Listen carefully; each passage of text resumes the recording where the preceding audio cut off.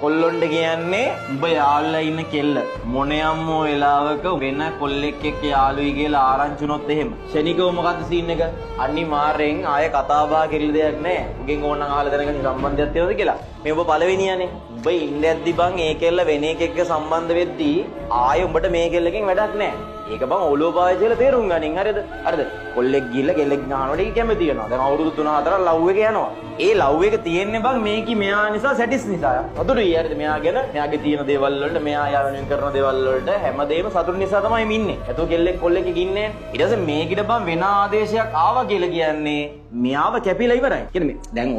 ඔයාව කැපෙනවා කියන්නේ ආයේ මේ කෙල්ල ගිහිතේ වාගෙන අදහසක් නැහැ දැන් එතකොට මූව ගිහින් මරලා වුණත් මෙයාව අයිති කරන් වැඩක් නැහැ මේ ඔක්කොම සිතුවිලි බා ආසාවල් හැඟීම් හැමදේම මිනිස්සු ජීවත් වෙන්නේ එහෙමනේ මේ කෙල්ලගේ හිත දෙවෙනියට ගත්ත කෙනා තමයි මේ ලව් එක දිනලා තියෙන්නේ මේ කෙල්ල දැන් වැඩිපුර ආදරේ එයාට ඒකයි සම්බන්ධ වෙන්නේ ගොඩක් වෙලාවට කොල්ලෝ අහන්නේ මොකක්ද දන්නවද ඔයාට මතක නැද්ද මම මේ කරපු දේවල් ඔයාට දුන්න දේවල් ඔයා වෙනුවෙන් කැපකිරීම මතක නැද්ද කියලා කෙල්ලකින් අහනවා එහෙම අහන්න ඕනිද ඒ ගෙදර අයට පොවා කියනවා කතා කරලා හරියද මම මෙහෙම දේවල් කරේ නංගිට මම මෙහෙම දේවල් කරා මම මාර කැපකිරීම දෙයක් කරා එයාට මතක නැද්ද කිය මතක් කරන්න හදනවා ඔක්කොටම වඩා ඒ ගෙදර අයට වඩා නෑයොන්ට වඩා ඔයාගේ යාළුවොත් එක්කත් ඔයා කියනවනේ ඒගොල්ලන්ටත් වඩා ඔයා මෙයා වෙනුවෙන් කරපු දේවල් කවුද දන්නේ ඒ කෙල්ල තමයි දන්නේ ඒ කෙල්ල දන්නවා ඔයා කරපු සියලු කැපකිරීම හැබැයි එයා තෝරනවා ඔයාට වඩා තව කෙනෙක් හොඳයි කියලා එච්චර ඔයා තේරුම් ගන්න ඕනේ ඔයා එතනින් ෆේල් මතද යන්නේ මේ ගැහන් ළමයාට ඔයා ගැලපෙන්නේ නැති නිසා තමයි ඒ ගැහන් ළමයා වෙන එකකින් සම්බන්ධ වෙන්නේ හරි ඉතින් ඒක හරි හැබැයි මතද තියාගන්න ඔයාට වෙන කෙල්ලෙක් යාළුවෙන් chance එකක් එනවනේ සා ඊට අමතරව මතක තියාගන්න මේ මෙහෙම නිකන් හිතේ